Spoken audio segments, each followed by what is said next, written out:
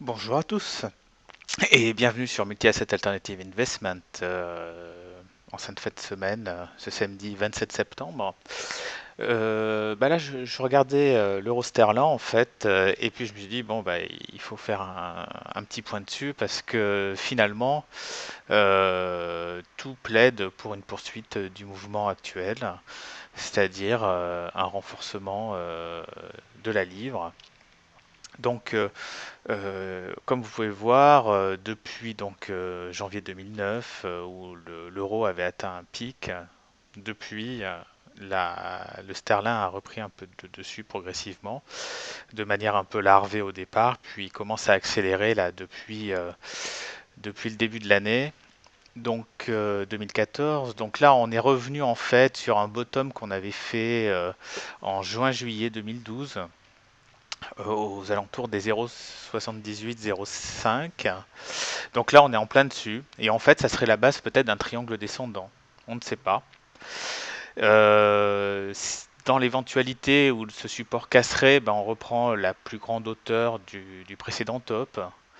Donc moi j'ai repris celui du milieu d'année de l'année 2013, hein, vous voyez cette hauteur là, que j'ai reporté ici, et ça nous donne à peu près 0,6850 en target.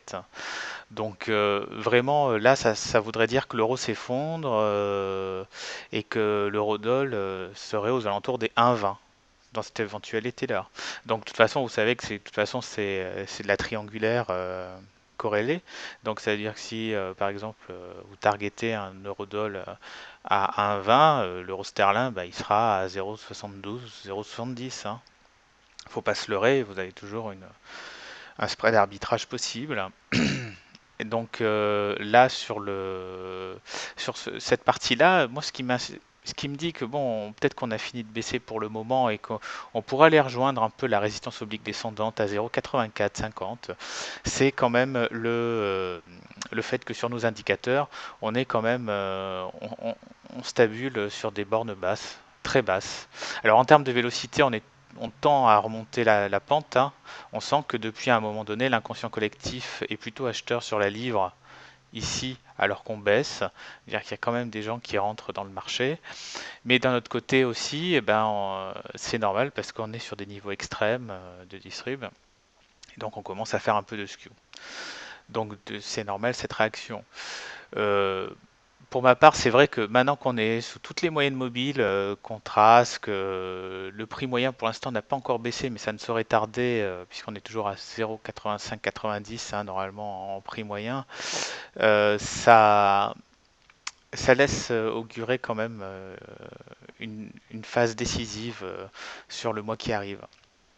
Pour ma part, la cassure des 0,78-0,5 sera déterminante hein, sur l'euro sterling et ouvrira la voie à un retour sur la base des 68-70, 0,68, 0,70. Voilà. À la hausse, comme je vous ai dit, c'est la résistance qu'il faut targeter avec, bah, vous placez des stops, vous optimisez vos risques-reward. Hein. Voilà. Donc c'était un petit point sur l'euro sterling pour vous dire attention, méfiance pour ceux qui veulent en acheter. La phase d'accélération se situera sous les 0,78-0,5. Voilà.